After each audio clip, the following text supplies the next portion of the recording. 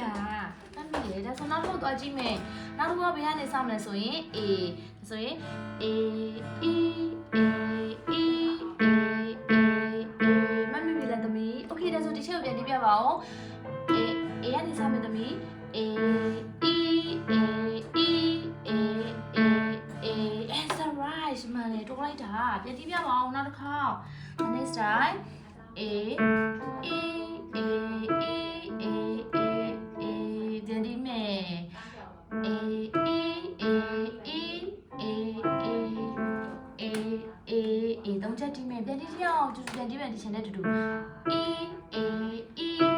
A A A This right တော်လိုက်တာ